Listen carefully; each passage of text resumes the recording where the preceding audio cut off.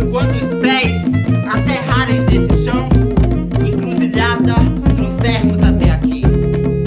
Pela arte, sobreviver.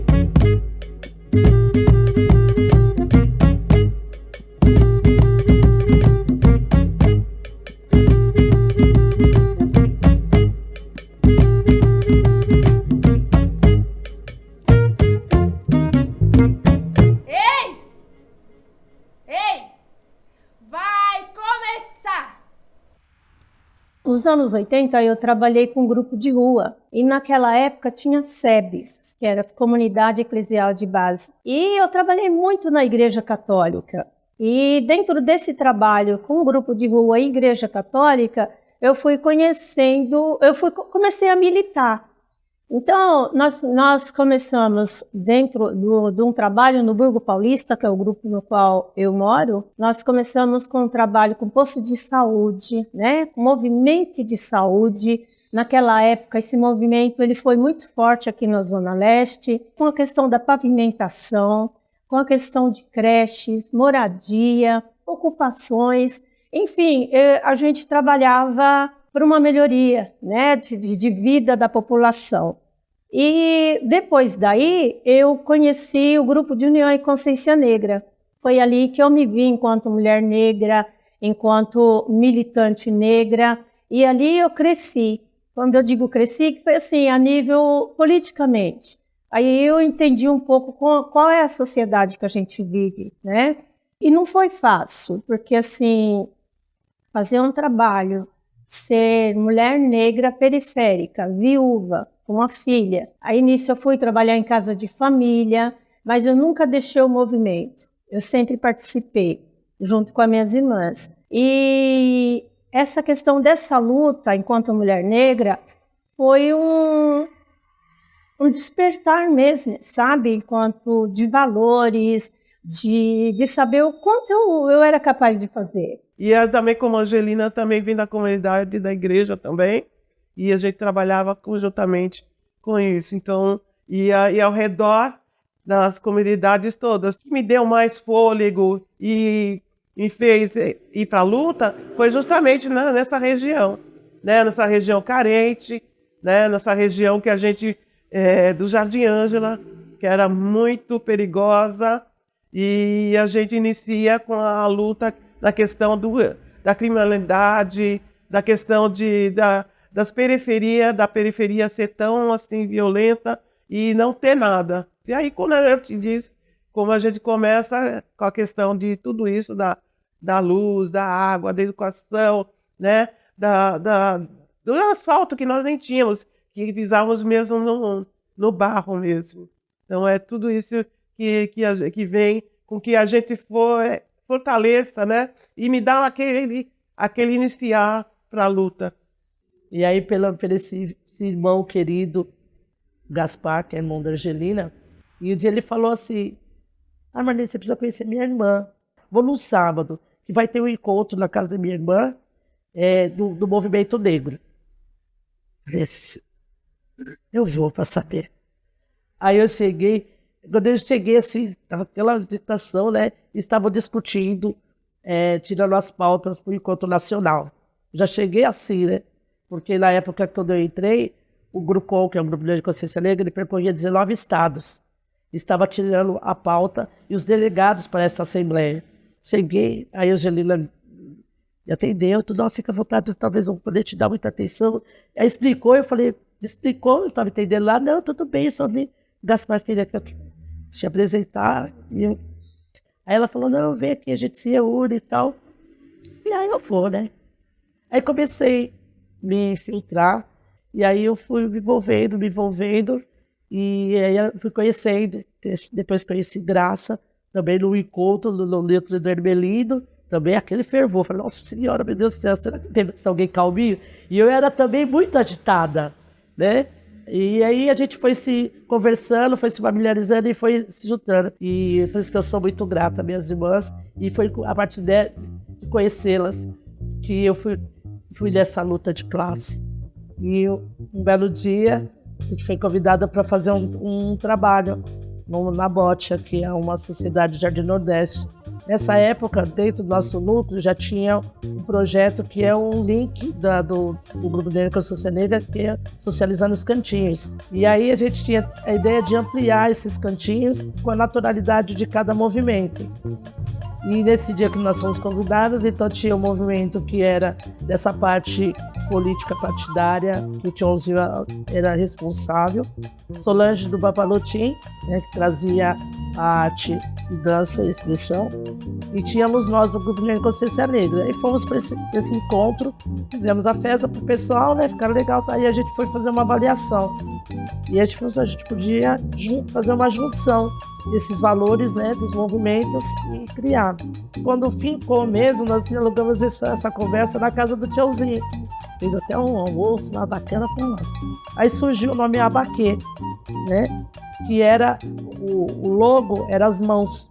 Então a gente entendia que eram essas mãos unidas para esse grande movimento. Então, como que a gente vai fazer esse Abaquê surgir? E ele havia uma discussão de uma visitação por esse entorno. E ele viu esse espaço. Então, 2011 para 2012, a gente vem conhecer espaço. Esse espaço, ele era um espaço ocioso, né? Ele era, na verdade, uma mini Cracolândia. E quando nós chegamos aqui, assustamos, porque, meu Deus, como, né? Na Baixa do Viaduto, onde realmente estava assim, era uma imagem muito triste. Então nós falamos, nossa, será que a gente consegue trabalhar nesse espaço? Será que vamos deixar trabalhar nesse espaço? Como que está deteriorado, né? Que tá bem ruinzinho mesmo. E aí eu falei, não, vamos pegar firme. Aí nós viemos, conversamos com eles, e num domingo de manhã, 5 horas da manhã, nós ocupamos aqui. Pedimos licença para eles, falamos que nós íamos fazer um trabalho de cultura aqui, e que se eles quisessem vir com a gente, seriam muito bem-vindos. E a gente tem um cuidado, porque a gente pode ser uma das pessoas a estarem naquele lugar. E foi com muito diálogo, por isso que eu digo que a formação, ela te fortalece, ela te dá embasamento para você enfrentar algumas temáticas que fogem daquilo que você está decorado. Então, nós não tivemos um achatamento, assim, de um enfrentamento, a gente chegar e as pessoas nos enfrentarem. Foi ao contrário, porque a gente não enfrentou, assim, não tivemos esse comportamento arredio. Mas foi, assim, uma precariedade muito grande, mas que a gente, no início, acreditou, né? Acreditou, vamos para frente. E a questão de que está aqui nesse espaço, que não havia nada, e a gente buscar ter alguma coisa, foi muito importante e foi um alavancar para a gente. E depois, Gomer Abaquê e a Solange, com toda a dinâmica que ela não tem, uma família de uma articulação cultural intensa, e aí ela precisava se desligar. E o Tchãozinho também já estava encerrando, né, praticamente a gestão de supervisor de cultura. E aí a gente falou, bom, como nós fizemos tudo junto, criamos um nome, então se a gente for separar, a gente coloca carinhosamente essa história e guarda essa história Abaquê. Nascemos com outro nome por respeito a toda essa luta histórica das 3 lideranças. E aí eu fui consultando nomes femininos e cheguei num grande dicionário nigeriano. O Adebanke significa Deus está cuidando dela. Dela quem? A cultura, né? E esse Deus, essa deusa maravilhosa, fez com que esse espaço crescesse. Então tá aí o nosso espaço cultural Adebanke já há 11 anos. Só que foi muito difícil. Nós chegamos aqui nessa sala a fazer o café e ficar olhando uma para a cara da outra, dizendo: nossa, isso aqui não vai para frente não vai dar. Mas era engraçado porque a gente sempre falava essa história. Nós nunca ficava sozinha, sempre batia alguém no portão ou para pedir ou para saber de alguma coisa, e entrava e tomava café. E com isso, esse café ele foi tomando vida. E quem chegou aqui, na verdade, foram os jovens, sabe? Artistas jovens, pessoas que queriam conhecer o nosso trabalho. E aí a gente foi se organizando, esse trabalho, esse café das pretas foi crescendo. E assim foi crescendo o espaço, foi tomando vida. E essa juventude foi chegando, né? Através desse acolhimento dessas pretas. Como a gente é um espaço embaixo de viaduto, né? E como se diz, aqui nascem bastante flores, ainda bem que nascem bastante flores, surgem essas flores, né? Que vêm com o coletivo, né? Então eu digo que o espaço hoje, ele é um espaço que ele acolhe, ele forma, porque nós temos nosso trabalho de formação aqui, ele escuta, e essa juventude vai chegando. Esse de despertar dessa juventude para a gente é uma experiência longa e é uma troca para a gente. É um momento assim de muita alegria, porque essa juventude descobrir embaixo do viaduto, vir até nós e dizer que aqui eles podem fazer o seu trabalho e voar. A voa. E para nós é engrandecedor. A voa. Eu com minhas irmãs, a gente sempre frisa. A gente está salvando vidas. Esses 11 anos que estamos aqui não foi em vão. A gente aprendeu também. A voa a pé, com os pés no chão, com o ori centrado, não esquecendo os ancestrais. A voa. A voa. A voa a pé, com os pés no chão, ori centrado, não esquecendo os ancestrais. Agradecer ao Avô a Pé, este grupo lindo, maravilhoso, através desses filhos que começaram, muitos deles começaram aqui, principalmente o Rodrigo. Esse filho querido, né, Rodrigo Alcântara, que quando ele chega aqui para treinar o primeiro espetáculo, ele ficava aqui e a gente fazendo chá e ele treinando. E aí o coletivo diário, ele nasce a partir de umas inquietações minhas quanto artista, quanto uma bicha preta não retinta da periferia de São Paulo. Duca é o diário de um certo artista, que eu trazia provocações. Quem são os artistas que produzem na periferia? Quem são os artistas que consomem esses artistas? E foi um trabalho independente que eu comecei essas inquietações a partir de 2017, com a direção da Annelise Mayumi, que é uma querida amiga. E aí, a partir desse momento, eu começo a reverberar o meu processo na dança. Então, nasce o Duca, eu fico um certo tempo em cartaz no Espaço Cultural Adebanke. A minha relação com o Espaço Cultural Adebanke nasce um pouco antes, nasce em torno do ano de 2016, 2017. Na minha formação do programa Fábrica de Cultura, eu conheço outros artistas da Zona Leste. E aí Douglas Jesus, Annelise Mayumi faz uma ação onde chama esses artistas da linguagem da dança para fazer um evento na Adebanke, onde eu conheço as mestras, que é a mãe Angelina Reis, mãe Maria da Graça e mãe Marlene Santana. E dali eu não saio mais. E aí, a partir desse momento, o coletivo diário também começa a fazer parte dessa aproximação e de estar junto com as mestras, né? É um quilombo independente, então essa relação de estar é uma relação de amor, é uma relação que se mantém pela arte, mas a gente percebe que são mestras com 40 anos de luta, então muitas coisas que nós fazemos hoje, a gente reaprende e aprende com elas constantemente.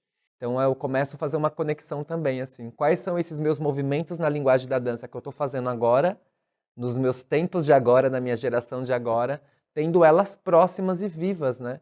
Então a minha relação com a Adebanke é muito nesse lugar sensível, que é um privilégio. Eu uso essa palavra, a gente às vezes entra em convergência de não querer usar essa palavra, mas é um privilégio ter mestras nos orientando, mestras próximas que a gente pode bater um telefone e falar: mãe, eu tô com uma dúvida, mãe, posso usar o espaço?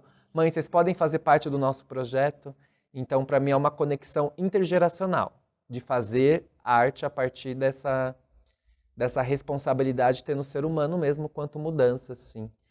Então, o Coletivo Diário parte do Duca, e aí na pandemia eu levo o espetáculo para o online, fico 1 ano em cartaz com ele. E o Avô a Pé nasce nesse lugar de trazer as memórias dos nossos avós. Então, a primeira versão do Avô a Pé eu trago a história da minha avó, que é a avó Rosa, que é uma mulher que foge de violência doméstica da cidade de Apucarana, do Paraná. E aí eu começo a fazer essa conexão intergeracional, a minha vida quanto artista e a vida dela para ela chegar em São Paulo. E aí, a partir desse momento, eu convido alguns bailarinos, algumas bailarinas de forma independente, sem um custão, que foi Sofia Serafim, Irupê Sarmento, Terena Konatê, Rafael Oliveira, para compor essa dramaturgia do Avô a Pé no online. E aí vem pandemia. E aquela coçação dentro de casa, ninguém aguentando mais. Falou, bora fazer alguma coisa. Aí o Rodrigo teve a ideia de fazer a extensão do Duca, né? Porque o Duca é mais sobre a história do Rodrigo, a trajetória dele enquanto artista, a história da família dele e tal. E aí ele tem a ideia de fazer uma temporada online e veio o Avô a Pé. Porque um pouco antes ele tinha ido para Salvador e aí ele já tinha gravado algumas coisas lá. Ele me convidou mais outras 2 bailarinas, a gente foi, gravou, ali no momento de flexibilização da pandemia, a gente foi pra rua para gravar e a gente fez uma temporada online que lotou a sala, assim, foi maravilhoso, ficou no mínimo de 3 a 5 meses, assim, mês com sessão quase toda semana, outros a cada 2 semanas, mas ficou um tempão e aí foi um sucesso online. Até que vem o convite de fazer na Caixa Cênica presencial. Aí o Rodrigo me liga e fala, então, tem uma apresentação. Eu falei, ai, que legal, você vai fazer o Duca? E ele, não, vende o Avô a Pé. Eu falei, tá, mas que espetáculo. A gente, do Neida, assim, tirou o espetáculo, a gente pegou toda a estrutura que foi montada para online e passou ela para Caixa Cênica. E ainda tinha uma mescla naquele momento de Duca e Avô a Pé, né? Que ainda tinha a história do Rodrigo, tinha a história de vó, que é a avó de Rodrigo, que vem com 3 filhos, tentar vida em São Paulo e tal. E a gente também adiciona uma camada ali da relação com o religioso com que cada um tem, enquanto força, né? Da onde cada um tira a sua força e a importância das figuras femininas dentro da trajetória de cada artista. E aí surge um convite, a gente começa a circular com o Avô a Pé. Então, pra gente foi um desafio também, porque é quase não, é o trabalho reverso. Então, a gente não estava saindo da caixa preta para filmar e ir pro online. A gente sai do online devido à pandemia da Covid-19 e vai para a caixa preta.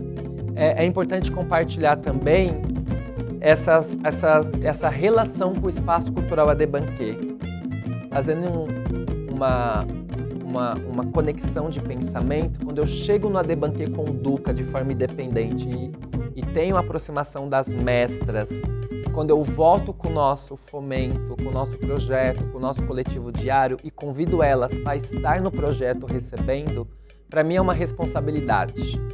Para mim é voltar no meu quilombo, voltar no meu espaço e pagar minhas mestras, que são 40 anos de luta.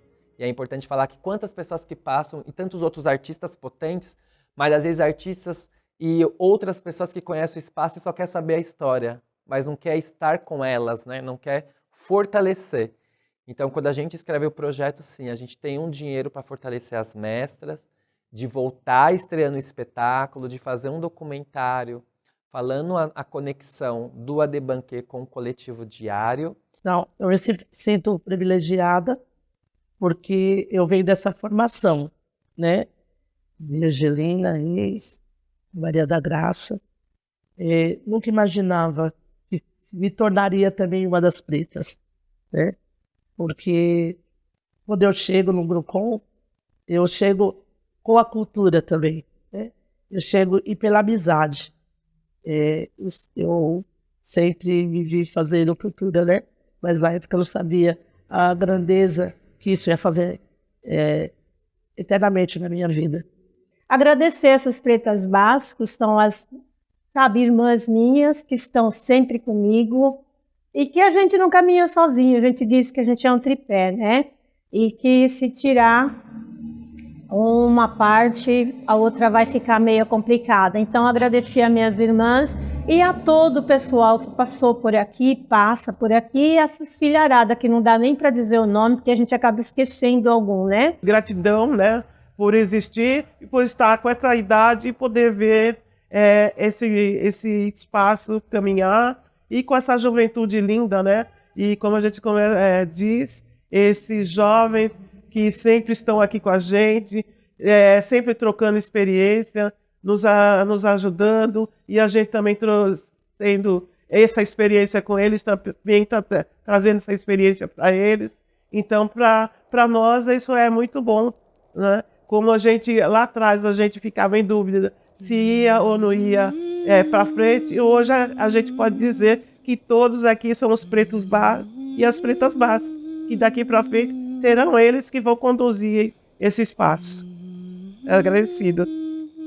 E colocar assim que embaixo do viaduto nascem flores, embaixo do viaduto nascem flores, é as pretas bás e a asa de banquier. Embaixo do viaduto nascem flores, é as pretas bás e a asa de banquier.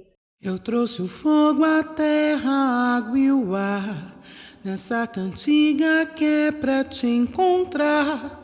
Eu trouxe o fogo, a terra, a água e o ar, para benzer, abençoar. Eu trouxe o fogo, a terra, a água e o ar, nessa cantiga que é pra te encontrar. Eu trouxe o fogo, a terra, a água e o ar, para benzer, revigorar.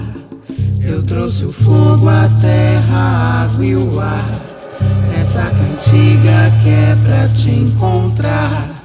Eu trouxe o fogo, a terra, a água e o ar, para benzer, abençoar.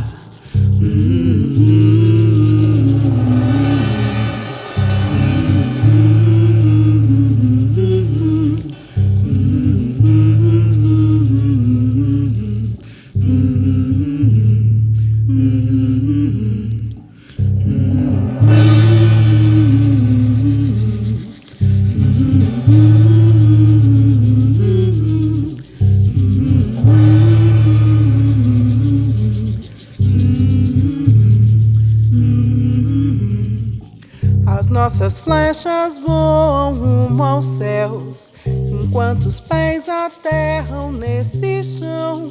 Encruzilhadas nos trouxeram aqui, meus ancestrais sobrevivi.